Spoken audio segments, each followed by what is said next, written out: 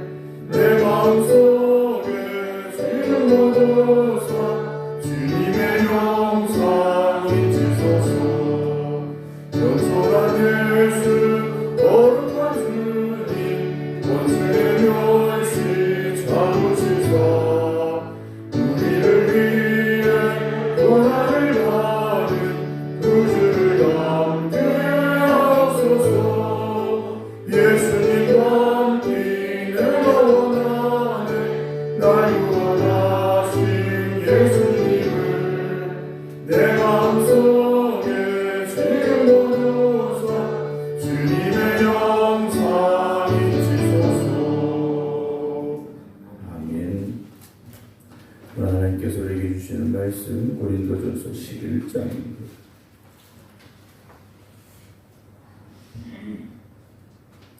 고린도전서 11장 1절부터 16절 말씀입니다. 내가 그리스도를 본받는 자가 된 것 같이 너희는 나를 본받는 자가 되라. 너희가 모든 일에 나를 기억하고 또 내가 너희에게 전하여 준 대로 그 전통을 너희가 지킴으로 너희를 칭찬하노라. 그러나 나는 너희가 알기를 원하노니 각 남자의 머리는 그리스도요 여자의 머리는 남자요 그리스도의 머리는 하나님이시라. 무릇 남자로서 머리에 무엇을 쓰고 기도나 이언하는 자는 그 머리를 욕되게 하는 것이요 무릇 여자로서 머리에 쓴 것을 벗고 기도나 이언을 하는 자는 그 머리를 욕되게 하는 것이니 이는 머리를 민 것과 다름이 없습니다.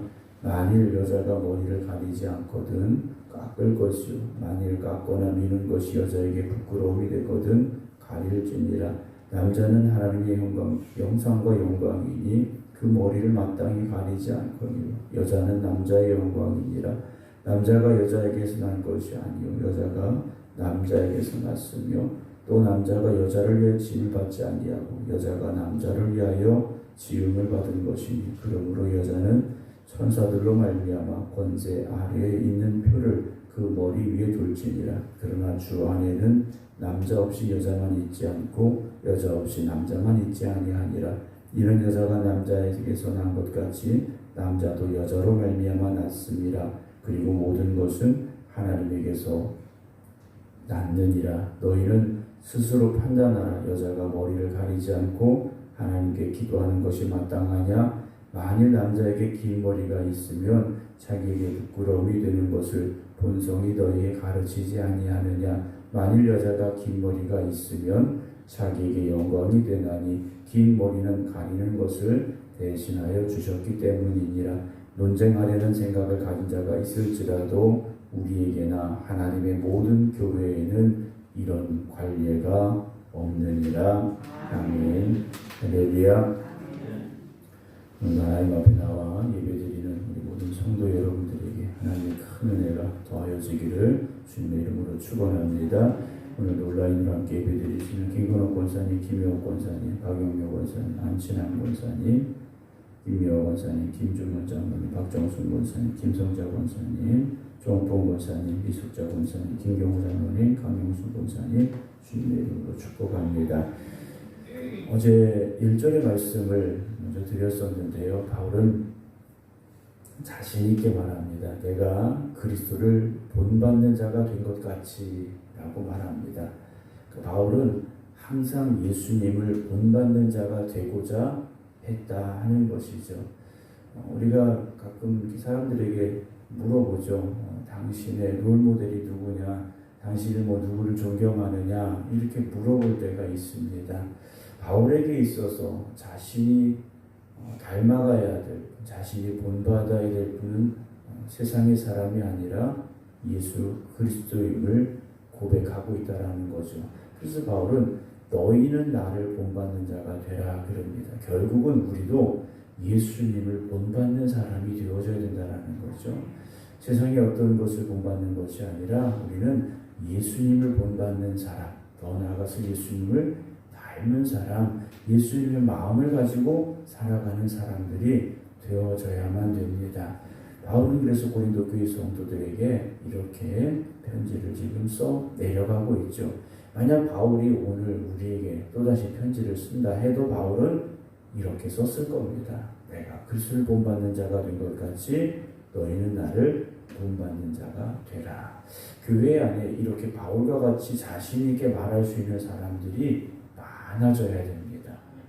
우리는 겸손함이 사실 몸에 배어 있긴 합니다만, 목사님 제가 뭘 할 수 있나요?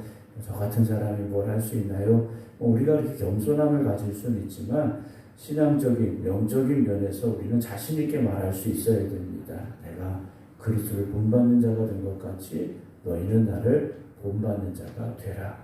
우리가 자신 있게 이렇게 우리의 신앙에 대해서 말할 수 있는 그런 모든 성도들 되시기 바랍니다. 오늘 11장의 말씀을 시작하는데 11장에서는 크게 두 가지가 나옵니다. 교회 안에서 여자들이 머리를 가리는 것을 써야 되느냐, 써지 않아도 되느냐에 대한 문제, 그리고 내드릴 말씀, 이제 성찬에 관한 문제, 크게 두 가지 문제가 나오고 있는데요. 오늘 2절을 보게 되면 너희가 모든 일에 나를 기억하고 내가 너희에게 전하여 준 대로 그 전통을 너희가 지킴으로 너희를 칭찬한다. 그러니까 바울이 고린도 교회의 소식을 지금 다 듣고 있다라는 겁니다. 요즘처럼 실시간으로 듣거나 자주 들을 수는 없었겠지만 고린도 교회가 어떤 모습을 지금 가지고 있는지, 고린도 교회 성도들이 어떻게 신앙생활하는지를 바울이 지금 전해 듣고 있는데, 너희가 모든 일에 나를 기억하고 있다라는 이 말은요, 고린도 교회 성도들이 무슨 일을 함에 있어서 그때 바울 사도가 이런 일에는 이렇게 말했었지, 이런 일이 있을 땐 또 이렇게 말했지, 그렇게 기억하고 있다라는 겁니다. 기억할 뿐만 아니라 전하여 준 대로 그대로 지키고 있다라는 것이죠. 우리가 신앙생활함에 있어서 하나님이 주신 말씀을 기억하고 말씀대로 산다라는 것이 정말 중요합니다. 어느 순간에 내 생각이 들어가게 되고, 지금 내 상황이 들어가게 되고, 내 형편을 생각하게 되고, 내 처지가 핑계가 되는 경우가 있을 수 있다는 거죠. 그러나 말씀은 우리의 삶의 기준이 되어져야 됩니다. 그 기준을 지켜가려고 우리가 힘써야 된다는 거죠. 그래서 바울은 고린도 교회 성도들이 바울을 기억하고 바울이 전하여 준 그대로, 바울이 1년 6개월 동안 거기서 그들과 함께 했었지 않습니까? 그러니까 그들은 바울이 함께 했던 그 시간 동안 바울이 전해준 그 하나님의 말씀, 신앙의 전통, 복음을 지켜가려고 힘썼다라는 거죠. 그래서 바울은 그들을 칭찬한다 그랬습니다. 근데 좋은 소식만 들려온 게 아니라 그렇지 않은 소식도 들려왔다라는 거죠. 그 중에 하나가 바로 교회 안에서 여자들이 머리에 써야 되는 것을 쓰지 않고 기도하거나 예언하는 일들이 있었다라는 거죠. 우리가 고린도전서에 나오는 이 예언이라는 이 단어가 어떤 내일 일에 대해서, 앞으로 일에 대해서 얘기했다라는 의미보다는 교회 안에서 말씀을 가지고 설교했다라는 의미로 보시는 게 더 정확한 의미일 수 있습니다. 그러니까 고린도 교회 안에서, 또 초대교회 안에서 여자 성도들도 기도하고 그리고 설교하는 일들, 말씀을 서로 나누는 일들이 있었다라는 거죠. 오늘 우리 교회 안에서도 목사님 대표 기도하고 이런 거는 장로님들이 남자 목사님들이 하셔야죠. 그렇게 말씀하실 수도 있어요. 그러나 초대교회는 그렇지 않았다라는 거죠. 여자 성도님들도 기도하실 수 있고요. 평신도들도 설교할 수 있다라는 겁니다.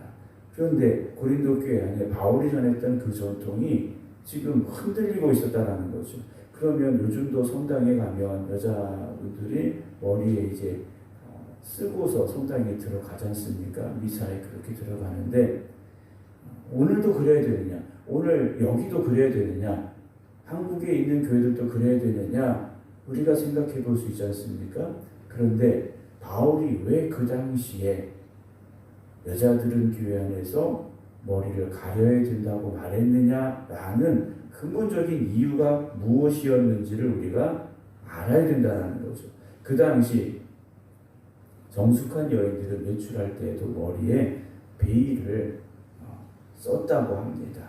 그럼 베일을 쓰지 않은 사람들은 누구냐? 노예나 몸을 파는 여자들 또는 간음하다 붙잡혀서 머리를 이제 깎이게 된 여자들, 이들은요 베일을 쓸 수가 없었다라는 상황이죠. 그러니까 그 당시 그곳에서의 상황에서 비추어 볼 때 여인들이 머리에 베일을 쓰는 것, 수건을 쓰는 것, 이런 것이 정숙함의 표현이었다라는 것을 우리가 먼저 생각할 수 있어야 됩니다. 그러니까 바울이 복음을 전했던 고린도라는 지역, 그 초대교회의 배경과 오늘 이 시대의 배경은 조금 다를 수 있다는 것이죠. 그러니까 전통이라는 것을 그때는 지켜야 되는 전통이지만 지금은 바뀌어야 될 것이 있죠. 그러나 그때 지켰던 전통을 지금도 지켜야 되는 전통은 또 분명히 있다라는 겁니다. 그래서 바울은 고린도 교회가 질서가 깨어지고 있는 것에 대해서 오늘 편지를 써 내려가고 있다라는 것이죠. 남자들이 머리를 길게 기르거나 또는 여자들이 머리를 가리지 않는 것, 이것이 그 당시 교회 안에서의 전통과 질서를 깨트렸기 때문에 바울은 거기에 대해서 지금 길게 편지를 써 내려가고 있습니다. 3절에 나는 너희가 알기를 원하노니 각 남자의 머리는 그리스도, 여자의 머리는 남자요 그리스도의 머리는 하나님이시라. 좀 복잡하게 말씀을 써 내려가고 있는데요. 하나님께서 남자를 만드셨고 그 남자를 통해 여자를 만드셨습니다. 이건 점점 못하게 만드신 것이 아니라 남자는 하나님의 영광을 위해서 만드셨고 여자는 남자의 영광을 위해서 만드셨다라는 의미로 보시면 더 우리가 쉽게 이해를 할 수 있다라는 사실인데요. 그래서 바울이 이렇게 말합니다. 무릇 남자로서 머리에 무엇을 쓰고 기도나 예언을 하는 자는 그 머리를 욕되게 하는 것이고 무릇 여자로서 머리에 쓴 것을 벗고 기도나 예언을 하는 자는 그 머리를 욕되게 하는 것이 이는 머리를 민 것과 다름이 없다. 아까 정숙한 여인들, 보통의 여인들은 공공장소에 나갈 때, 거리에 나갈 때 머리를 가렸는데 교회 안에서 그것을 하지 않으려고 한다는 것, 그건 문제가 될 수 있다라는 거죠. 요즘 평등이라는 단어를 많이 씁니다. 남녀 평등, 남자나 여자나 평등하다라는 말은 그렇죠. 평등합니다. 그런데 다름이 있다라는 거죠. 남자가 여자보다 더 낫다, 여자가 남자보다 못하다. 교회는 성경은 그것을 말씀하고 있는 게 아닙니다. 오히려 성경은요, 남자에게 있어서 여자는 더 소중한 존재임을 말씀해주고 있어요. 그러면 평등이라는 것, 똑같다라는 의미가 아니라는 거죠. 남자와 여자가 다름에 있어서 그 다름을 어떻게 표현할 수 있고 어떻게 해야 되는가에 대한 말씀을 주고 있는 것이지, 교회 안에서 남자와 여자가 평등하니까 여자도 교회 안에서 머리를 가릴 필요가 없다? 그 당시에 그런 생각 가진 사람들도 있었기 때문에 바울은 그래서는 안 된다라고 말합니다. 더군다나 10절에 보게 되면 여자는 천사들로 말미암아 권세 아래에 있는 표를 그 머리에 둘지니라 그랬습니다. 초대교회 성도들은 어떤 마음을 가지고 있었냐? 그들이 예배드리는 곳에 하나님의 영광은 임하고 있다라는 생각을 가지고 있어요. 하나님의 영광이 임한다는 것은 천사들이 거기 와 있다라는 의미로 그들은 받아들였다라는 거죠. 그래서 천사들이 와 있는 그 자리에, 하나님의 영광이 나타나는 그 자리에 여인들이 머리를 가리지 않는 것은 머리를 민 것과 같은 그런 수치스러움이 있다라는 생각을 가지고 그들이 예배드리는 장소에 나와야 했다라는 사실을 바울은 말하고 있다라는 거죠. 오늘도 우리가 머리를 가리거나 어떤 다른 걸 하진 않지만 우리가 예배드리는 이 자리에 하나님의 영광이 임재하셨고 하나님이 함께 하시고 있다라는 그 마음을 지금도 우리는 가져야 된다는 거죠. 그래서 예배는 소중하고 경건해야 된다는 겁니다. 그냥 우리가 편함으로 드려서는 안 된다라는 거죠. 지난번에 한번 잠깐 말씀을 드렸습니다만 제가 아는 어떤 목사님은 여름이 되면 7월과 8월은 캐주얼 예배 이런 이름을 붙였어요. 그래서 목사님도 정장을 안 입고 교회 오는 성도님들도 반팔 입고 반바지 입고 편하게 와서 예배 드리자 이런 예배를 계속 7월과 8월이 되면 하시더라고요. 물론 목장이 문제가 되느냐? 그렇진 않습니다. 그런데 우리가 편해지려고 하다 보면 지켜야 될 신앙의 경건함을 그 전통을 잃어버릴 수 있다는 거죠. 하나를 우리가 내어주기 시작하면 또 다른 것도 내어줄 수 있다는 겁니다. 하나를 합리화시키다 보면 또 다른 것도 그렇게 될 수밖에 없는 상황이 벌어진다는 거죠. 그래서 우리가 교회 안에서 지켜가야 될 전통은 끝까지 지켜가야 됩니다. 상황이 바뀌었으니까 이런 일이 있으니까 하면서 바꾸기 시작하다 보면 우리가 지켜가는 신앙의 전통이 어느 순간 송두리째 무너질 수 있다는 것이죠. 요즘 남자, 여자 말고 제3의 성이라는 것을 사람들이 만들어냈습니다. 남자도 아니고 여자도 아닌 그 성을 만들어냈다는 거죠. 현실 속에서 동성애자들이 생기고 남자인지 여자인지 정체성을 알지 못하는 이들이 생겨났으니까 거기에 대해서 제3의 성을 만들자 이런 주장들이 많아지고 있다는 거죠. 심지어는 교회 안에서도 동성애자의 문제가 심각해지고 있는 상황이 됐습니다. 그래서 조금 시간이 지났습니다만 감리교 어떤 목사님이 동성애 축제에 가서 축도를 한 것 때문에 출교가 되고 심각한 문제가 됐습니다. 그런데 아직도 그 주장들이요 교회 안에서 지금 문제가 되고 있다는 거예요. 그분이 처음에는 본인도 실수를 인정하고 잘못을 인정했다 그랬어요. 그런데 상황이 어떻게 바뀌었느냐? 세상의 변호사들이 이 목사님을 변호하겠다고요 수십 명이 달라붙었습니다. 교회가 지켜가는 전통에 대해서 세상이 도전하고 들어오기 시작했다는 거죠. 그래서 그 목사님도요 이제 와서는 달라졌어요. 입장이 달라졌어요. 하나님께서 모든 것을 축복하라고 하셨다. 이렇게 지금 주장을 하고 있다는 거죠. 사랑하는 성도 여러분, 우리가 교회 안에서 지켜가야 될 전통은 분명히 지켜야 됩니다. 질서를 지켜가야 될 때 지켜가야 됩니다. 왜냐하면 그 전통이 깨어지고 질서가 깨어질 때 교회 안에 세상의 것들이 들어올 수밖에 없고 마귀가 틈탈 수밖에 없기 때문이라는 것이죠. 오늘도 우리가 하나님 앞에 나와서 예배드리는 이 자리가 하나님이 임재하시고 하나님의 영광이 나타나는 자리가 되기 위해서는 우리가 하나님 앞에 바로 서야 됩니다. 하나님이 보시기에 기뻐하시는 그 신앙을 지켜갈 수 있어야 됩니다. 그래서 내가 하나님께서 나를 왜 이 땅에 보내셨는지, 하나님께서 나를 통해 오늘 영광 받으시길 원하시는데 내가 어떠한 믿음으로 살아야 되는지 우리가 잊지 않기를 원합니다. 그래서 하나님의 영광이 나타나는 교회, 하나님의 영광이 나타나는 성도들 되셔서 이 시대에 세상과 거룩하게 구별된 교회 그리고 성도들의 본분을 지켜갈 수 있기를 주님의 이름으로 축원합니다. 기도하겠습니다.